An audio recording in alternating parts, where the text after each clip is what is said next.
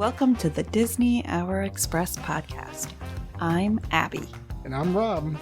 We are two hopelessly romantic Disney enthusiasts. Sharing fun stories, secret tips, and family travel experiences. If you are a Disney newbie, or maybe a season pass holder, we hope you find this information helpful. We turned our love of Disney into a unique boutique travel agency that books Disney and Universal vacations. We've got a lot of stories, so cozy on up, choose your favorite drink, Whether that be a cocktail or a hot chocolate. and enjoy the Disney Hour Express.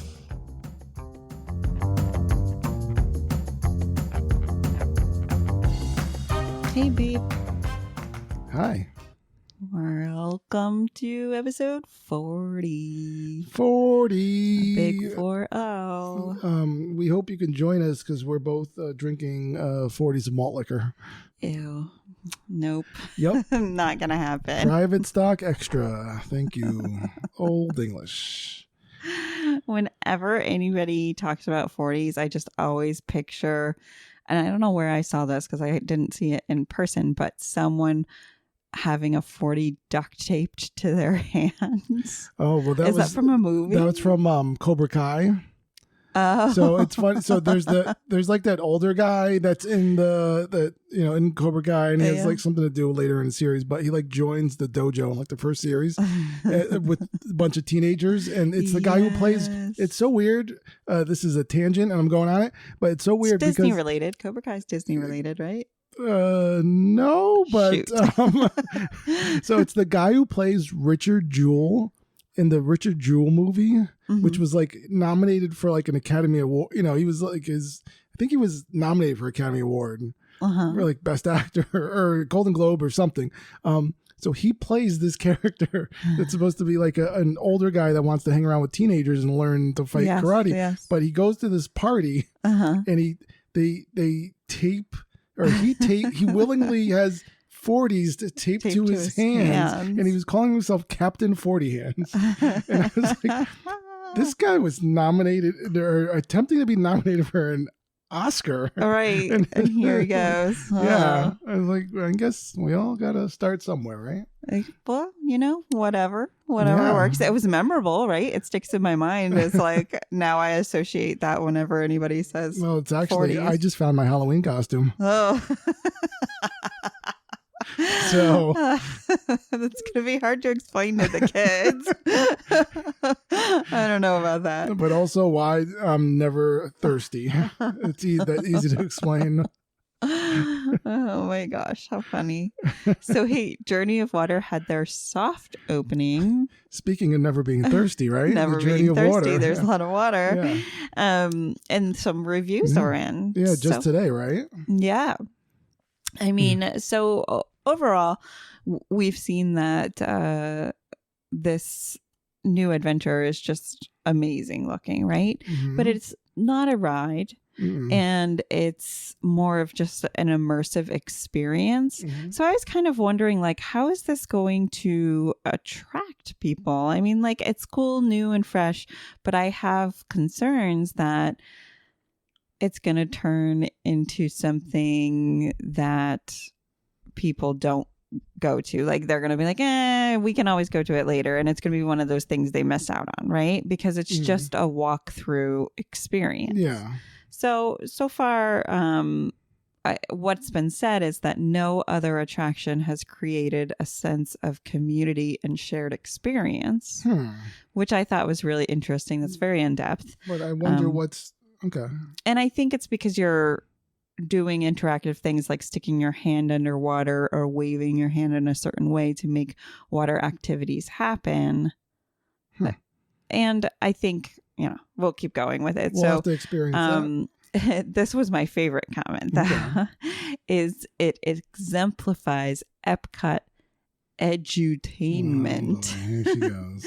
Education on vacation, people. Oh, wait, let me, there's a word for it. Hold on. I'll be right back. I just have to look for the soapbox you're going to stand on. Apparently. Edutainment, folks. Here we go. They've done it. This is why we love Epcot. And then there's another one that says, take spare clothes and towels and water shoes. They further went on in their comments that like Disney, or at least over at Epcot, they're going to make a bundle in locker rentals just because you have to bring a change of clothes. Now, this isn't always true. Like there is an option side that you can go and stay completely dry. And then there's more of like a splash pad side. Now, any kid in the world is going to be like, oh, splash pad, here I go. And then they're going to realize that it's miserable to be wet all day. But for some people, well, one of us, it would bother immensely. The other would just be slightly annoyed. I don't know. Our nieces were bothered immensely when they got wet on a ride, right? I know, but Yeah. We'll see. I bet our kids would be too. But in any case, that's something to be aware of, that you could potentially get very wet. Another kid in another group could splash you by accident when they're playing. And well, the good thing is right as you exit the Journey of Water, it brings you right to a an apparel shop where you can buy a whole new set of clothing at a low cost at Disney. Yeah, $180 later. Best of luck to you. So Journey of Water is said to be the most impressive at night because it's this tropical environment glowing with hues of blue and purple, which are similar to Pandora. Now, this made me thinking, like, I've been to Pandora at night, but it is a very rare thing. So we're switching. We're going from Epcot to Animal Kingdom. Right. Pandora, or Animal Kingdom, I should say, closes so early, or what we consider early, every night. And I can't complain, though, because it's for animal care reasons, usually. There's so many animals. I mean, I'm guessing they need to clean their cages, feed them appropriate, make sure that they're having the best lives that they can have. You can walk through the park and not see an animal. Like, yes and no, not really, because if you recall, all the sidelines, birds and monkeys and flamingos and there's all sorts of wildlife there that I'm sure that they do need to get to. But it's a bummer because traditionally Animal Kingdom closes over at 7 p.m. Now Epcot always stays open pretty late into the evening, or like 10 p.m. or so around the world. And so you can definitely see the Journey of Water in the evening. No, I get it, and that's what Animal Kingdom can have fireworks because of that, and you can't even have balloons. So I guess it does make sense, but it is. Pandora is amazing at night. I've seen pictures. I haven't seen it myself, but now Rob can tell you that I actually did semi-stalk a child who was carrying a balloon off the bus into Animal Kingdom Lodge because I wanted to know what was going to happen. Yeah. I was like, no, I've heard things that they can't have balloons here. Like, what's going to happen? What's going to happen? Somebody's going to stop them at the door and they're going to have to put it in their little balloon daycare. Guess what happened? It was a concierge had a blow dart gun and popped it. Nothing happened. That's what happened. The child happily went to their room with the balloon. I was kind of like, oh, well, cool, I guess. But I do wonder if that's like newer or I don't know. They snuck one past the goalie, as they say. Snuck one past. It was late at night, so maybe that person on duty was asleep. Who knows? Anyways, we watched a really cool movie this weekend. Cool movie by the name of a favorite Disney ride in Magic Kingdom, Haunted Mansion. Yes. Were you waiting for me to say it? I couldn't quite guess. Or you were just waiting for the build-up there? It was a little build-up. So this movie, it stars Eddie Murphy. It came out in... No, erase. No. That's the movie I watched. Well, I guess, What? We didn't watch the same one. Oh, man. Well, guess what? You're going to double review of Haunted Mansion. So no, we definitely not watched the same movie. So, it just came out on Disney Plus this weekend, right? It did. So it was pretty cool. We were pretty psyched about it. We did get a little thrown off before this movie, however, because our household is experiencing COVID. So we were kind of like, what do we do? What do we do? So after we had our initial freak out and the whole ship of us is going to go down with it, we decided, well, might as well watch Talking to let's scare the kids out of their minds and they never sleep again. We didn't have the kids watch it. Just we wanted to preview it first to make sure that it wasn't scary. Now, that being said, how did the opening 3 of the minutes movie go? This opening, I was like clutching Rob's arm, terrified. I thought it was so stinking scary. Like, I didn't want to, I was like, maybe I can get under this blanket and hold Rob's arm and I'm never moving again. Like, that kind of scared. The opening was terrifying. What did you think? I mean, I could see how someone could be scared of that. I wasn't personally. It was so scary. It was like, I thought it was just, it was like it was more cliched kind of, but it was more in the lines of like the typical ghost stories that we get nowadays, like the Conjuring movies and things like that. Like it had the kind of, did you see something? Nothing's there, and then something moved, and it creepy had like little giggles. Yeah, and it has a part. it It has a part with a kid like kind of being ghost stalked. Right. So it's a little, that always ups the ante and scares. But right. So we're gonna have a couple of giveaways here about the movie. So if spoilers. Thank you. Yes. So just turn down the volume for a few minutes here. So. I thought the age of the little boy in the movie, that he was playing an age of a 9-year-old. And I think that's a really perfect age for ghosts. I think this is when your mind becomes very active about this stuff and you start to realize that the possibilities of other things, right? I mean, our kids get scared about multiple things, but I think at 9, you kind of have this, what is it called? Like deductive reasoning, or you can kind of weigh out what's possible and not possible, but then you always still have that kind of but what if, and you can psych yourself out a lot. Yeah. So I thought having a 9-year-old thrown into the mix was perfect. Good job. No, that is true. That is definitely true. But I like the cast of it. Yeah. The cast did a good job. I like Rosario Dawson, big fan since her first role.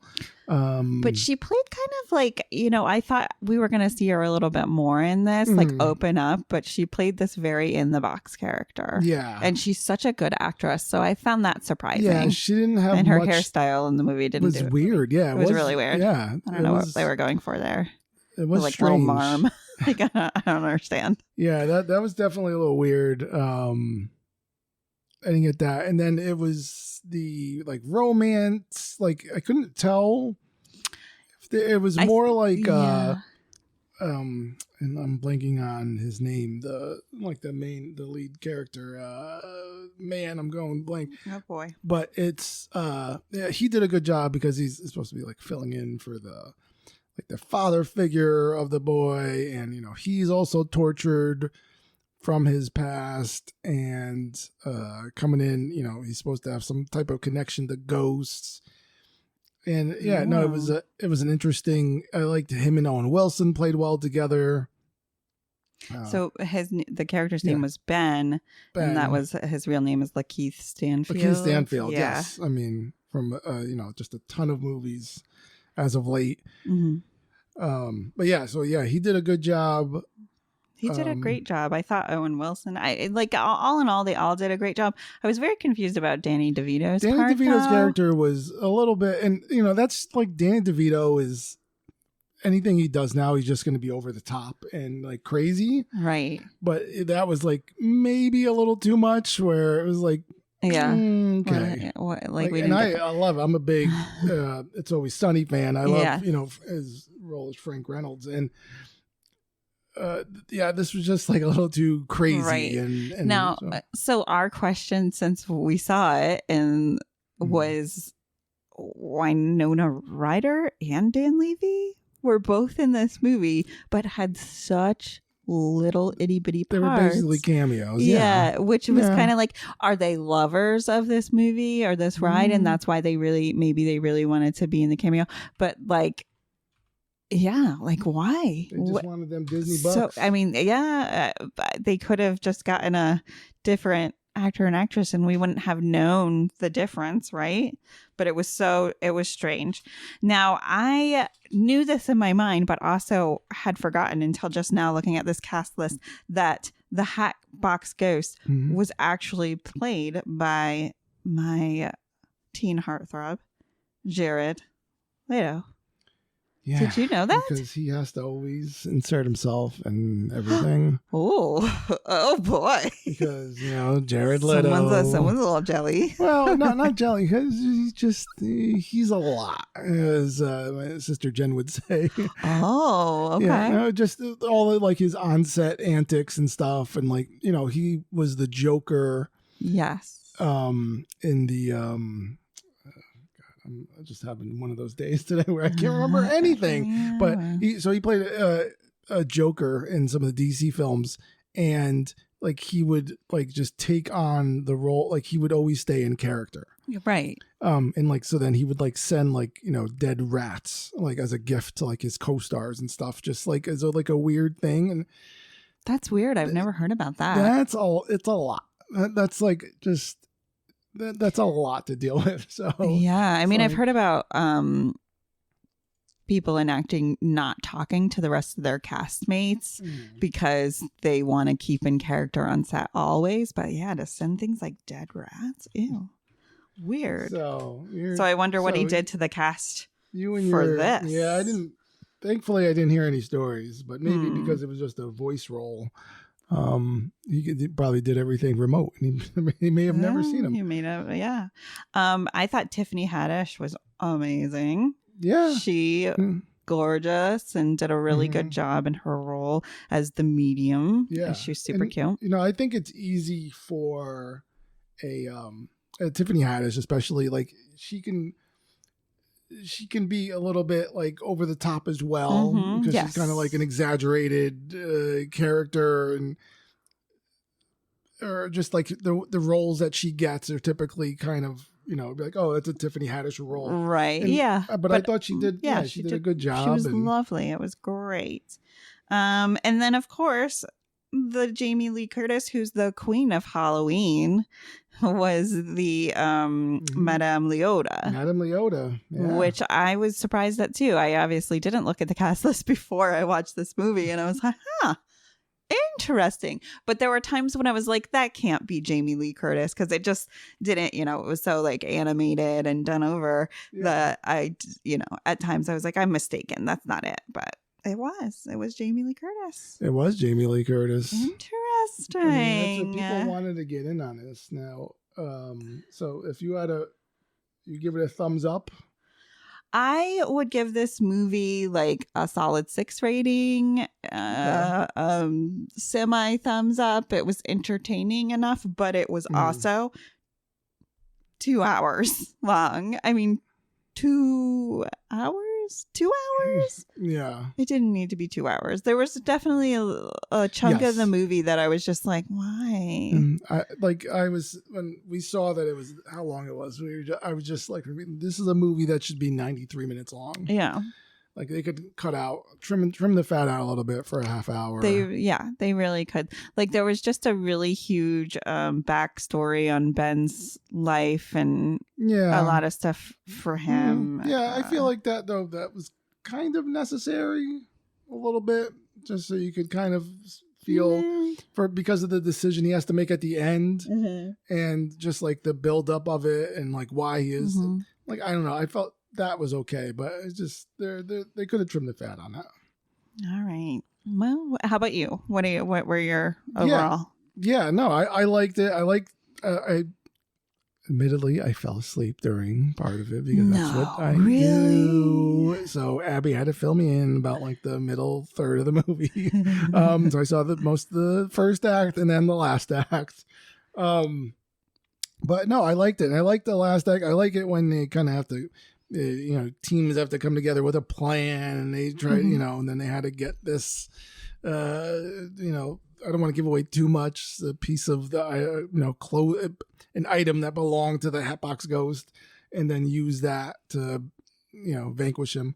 So I like that idea, the team coming together and working together and all that stuff. And thought the effects were cool enough. And it was definitely, I never saw the Eddie Murphy one, which was more comedy based. And this had comedy in it, but it was also, it was a little, like we said, it was a little scary. It was a little menacing. It was a little scary. I would like to see the Eddie Murphy one now, though, just to kind of give a little comparison. I'll just be asleep during that entire one. Most likely. Are you not an Eddie Murphy fan? No, of course. I love Eddie Murphy, but that probably that was like part where his, downfall. Like, he wasn't.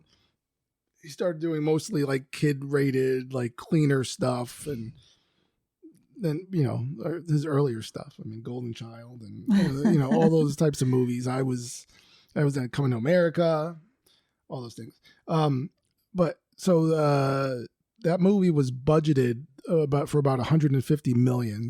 Ooh. A lot of cast, big star, bigger stars, right. So they have to pay a decent amount of people. But a lot of special effects, so those are costly movies.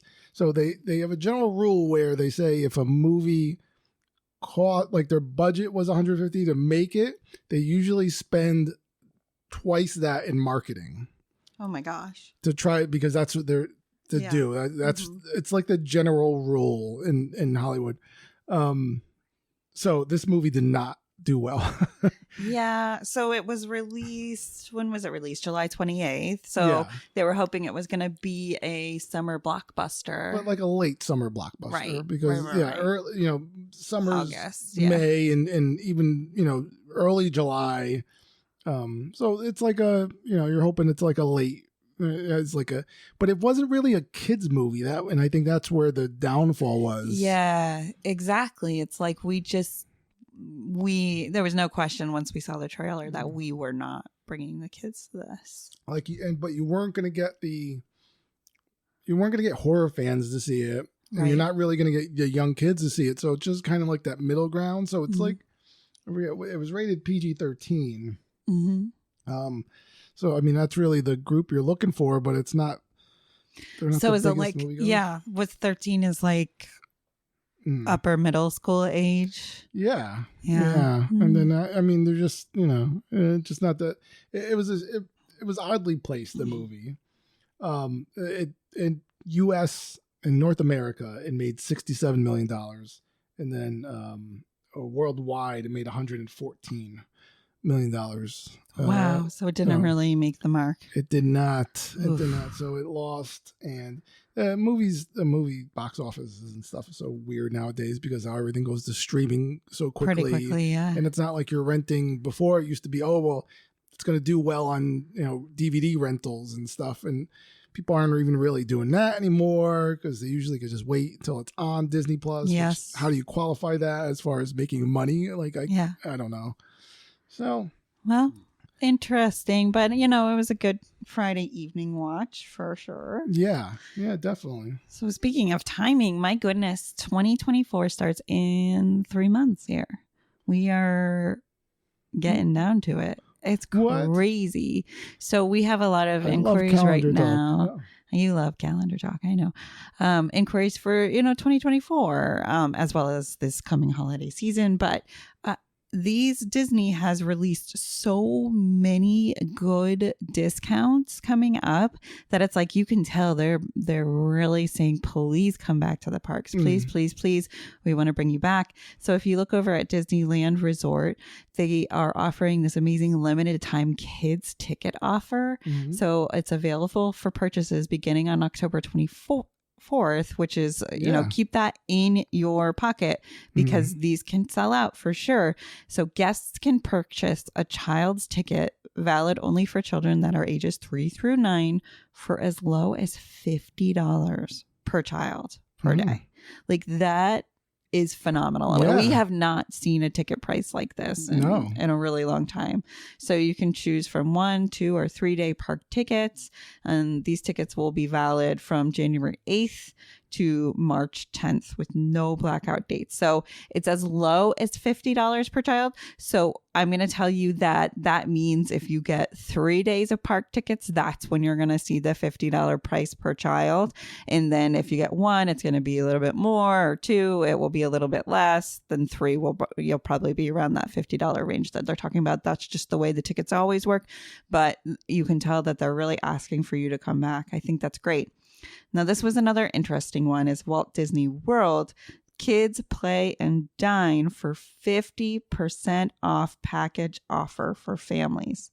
So this means the dining plans would be half off with the purchase of a non-discounted 4-night, 4-day Walt Disney Travel Company package, valid for stays most nights March 3rd through June 30th. And this will also be available to book starting soon on November 14th.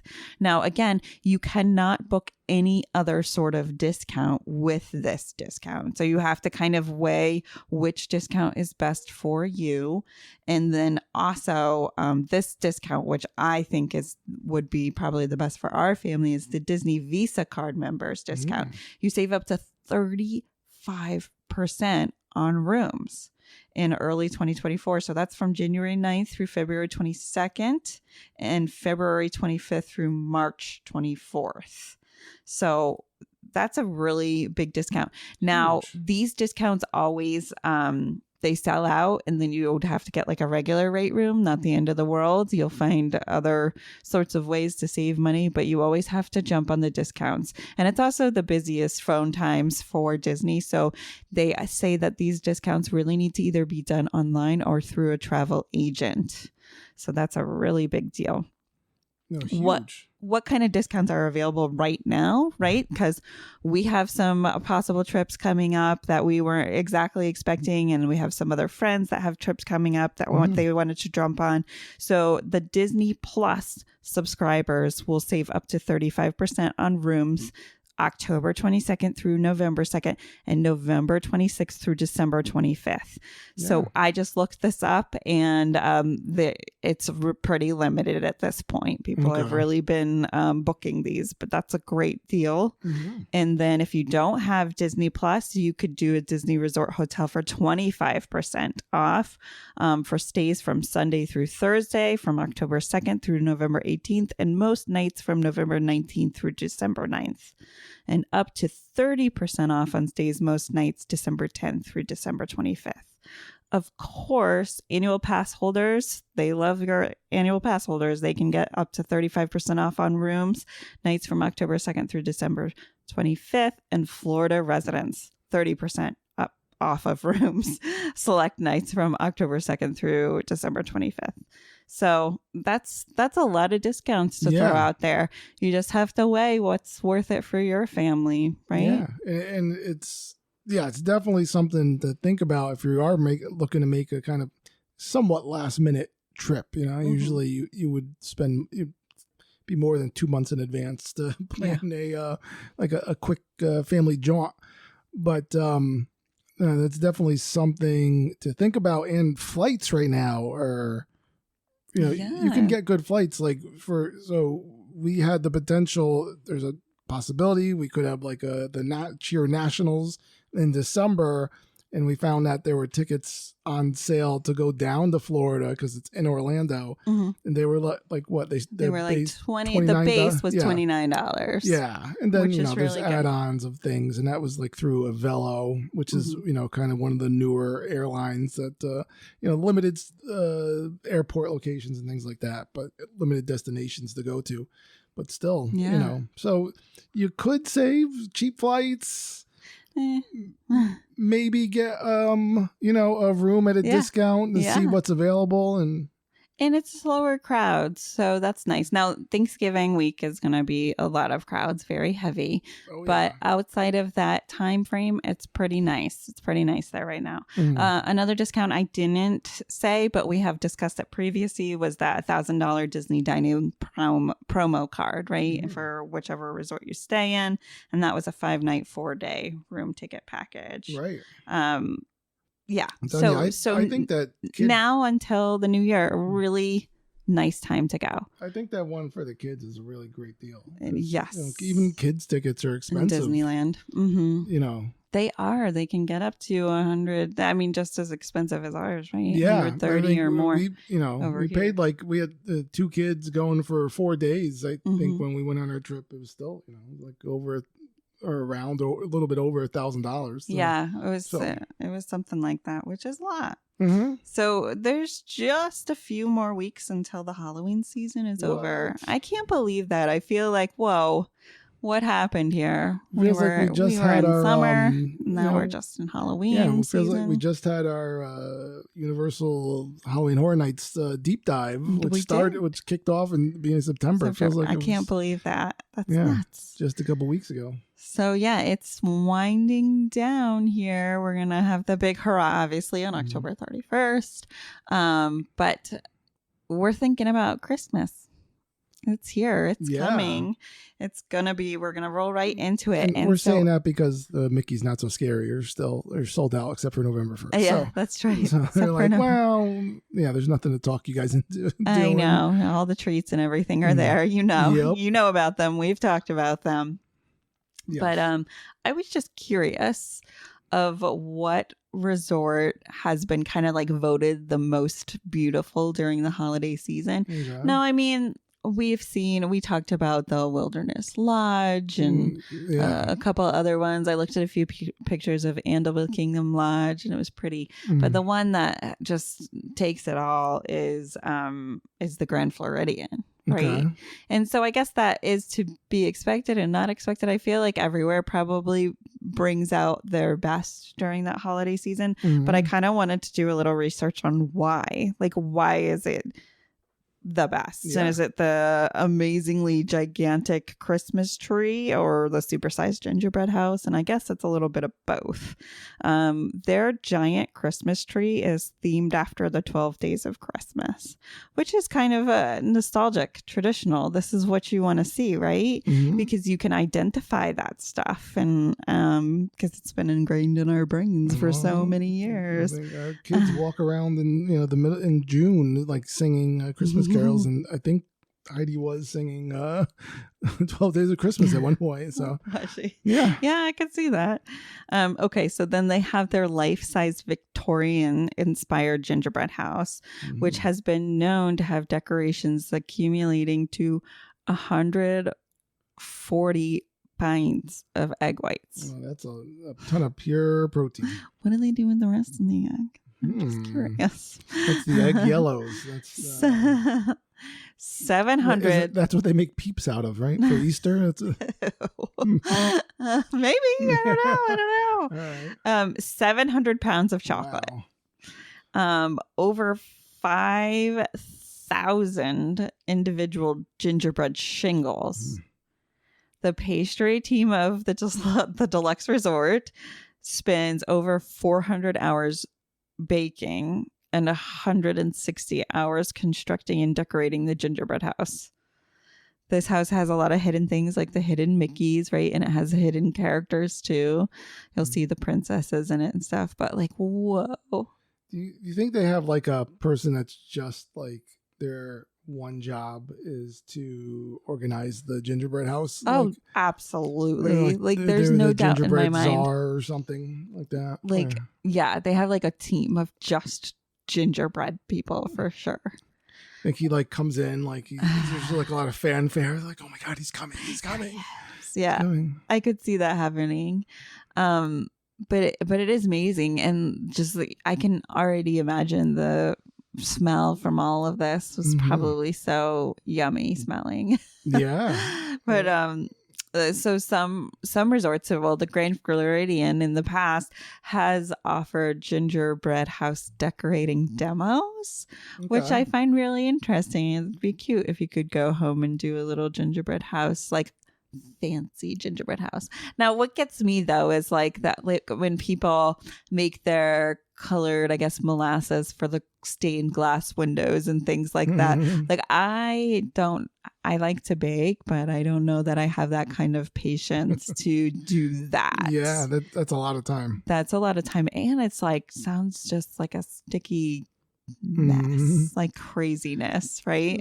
Like last year we went to a local amusement park where we are, and they have a Halloween, holiday theme that they do everything. So one of the activities for the kids was like a gingerbread house. Like you buy like this kit for like $14, and then you go in like a room that has like a fake fireplace, and and you go and make these gingerbread. It's the kits, and it's really just kind of, all right, here's something to do, and then we're like we asked the kids, like, do you want to take it home? They're like, no, we're okay. They're like, we're good. Like after they had constructed it, they were like, no, what do you do with it after you construct it? Nothing. Exactly. Okay, cool. So I can understand the fancier, there's obviously a lot of time and effort, like detail, like, right? I mean, even like the piping of icing, like probably is done in this really special, specific patterns and things like that.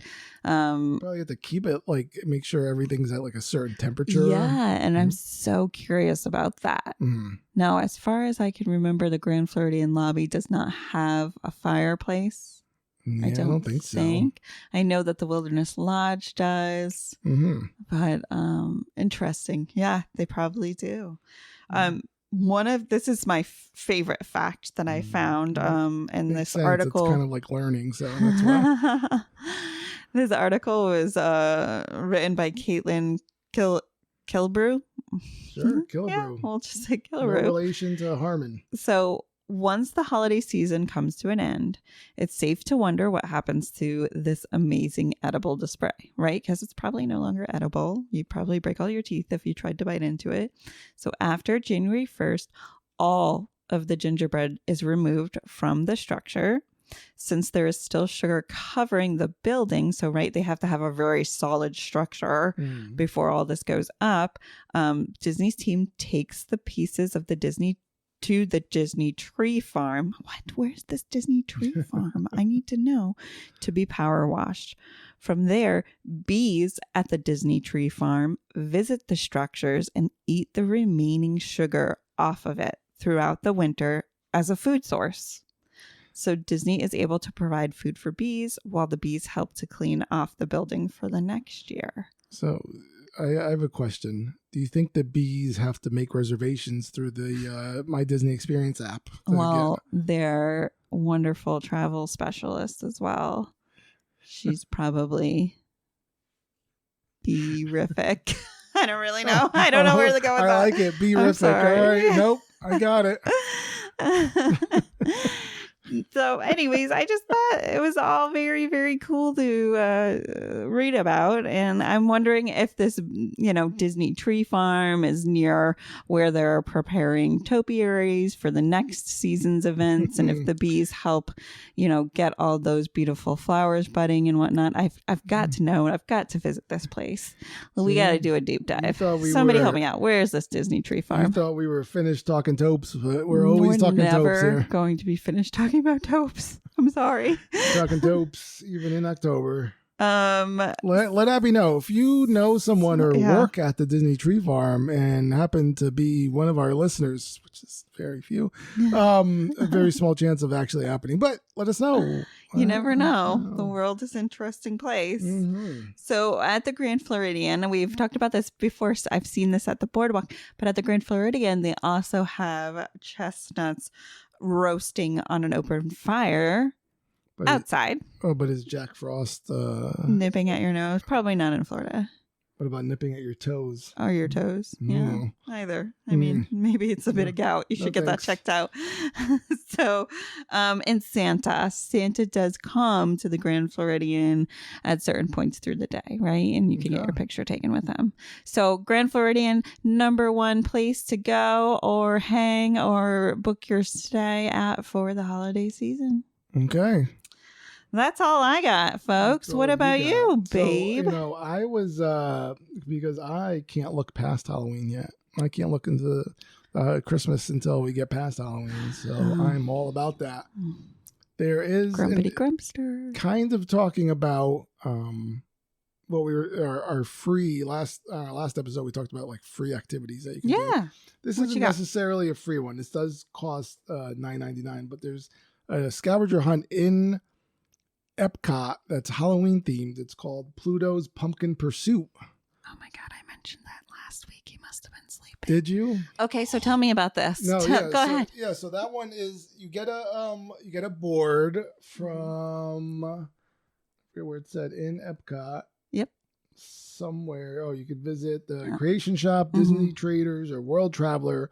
Purchase a pumpkin-shaped map of Epcot, and it gives you spots all around Epcot where you have to go and you visit and you get a sticker and you throw it on. Yeah, it's cool. And there's a prize at the end, correct? There is a prize at the end. And even if you don't complete the, get all the stickers, you could still like show your map and redeem it. And they still give you it's a character themed pumpkin. Yeah.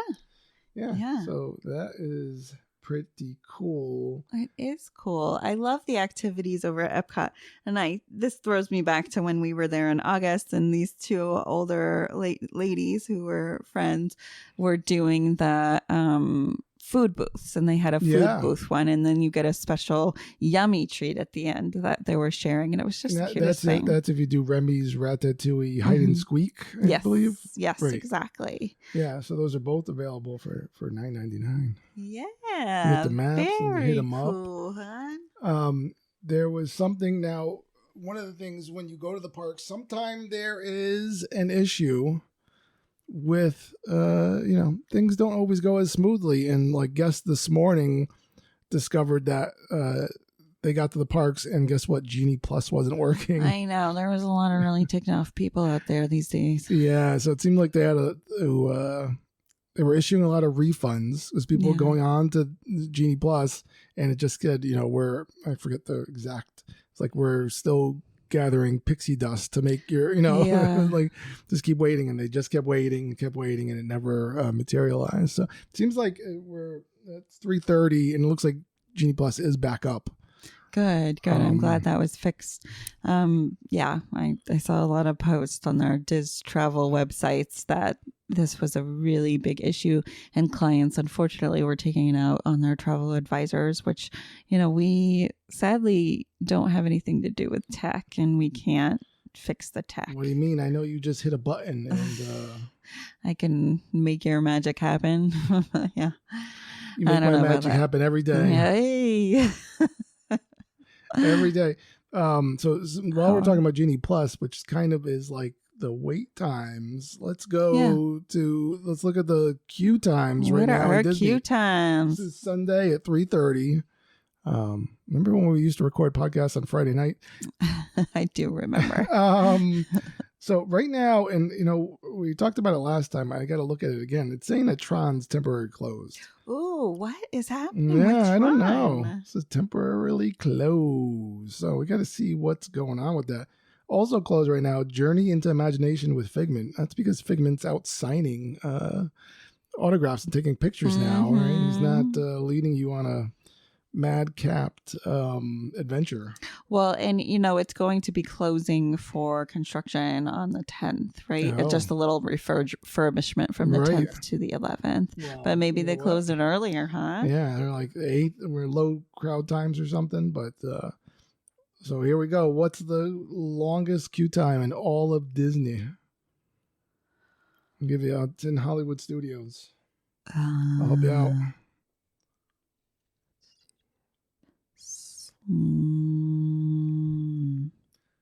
What is she thinking about? She's like, it has to be the great It's movie gotta ride. be She's having a Slinky flashback. Dog Dash. Slinky Dog Dash is Oh my correct. gosh, at I got one right. 165 minutes. Yeah, ouch. Yeah. So that is a long wait time, wow. guys. Whoa. But even like it seems a little busy because Test Track is 135 minutes right now.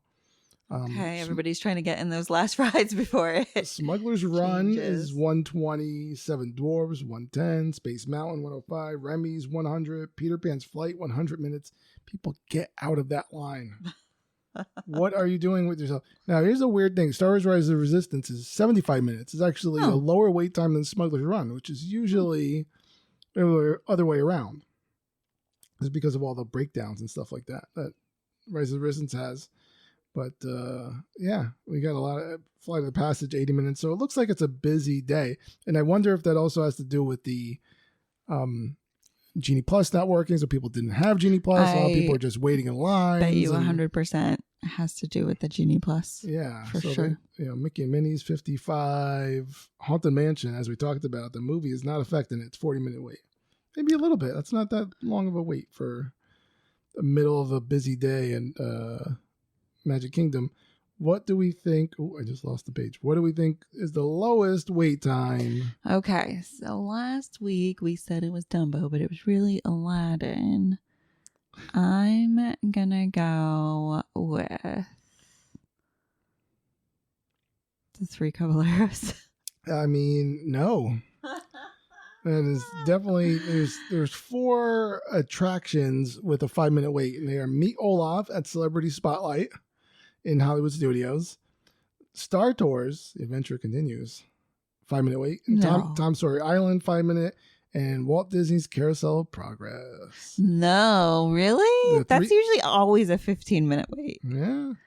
Three Caballeros are 10 minutes right now. What? 10 minutes to meet the Three Caballeros. Interesting. Definitely. One day I'll be on. Didn't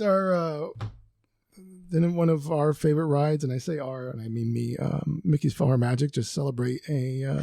They did. So October 8th, what is today? October 8th. Happy birthday, Mickey's PhilharMagic. You're the 20 years old today. And there is a celebratory pin that you can get over there. It's cute. We got to talk. Don't we have some travel specialists down there? We're going to see if they could snag us a pin. We do. Travel specialist Kelly and her husband Austin are down experiencing all the wonders of the art of animation and the parks. So you could check out their Instagram page.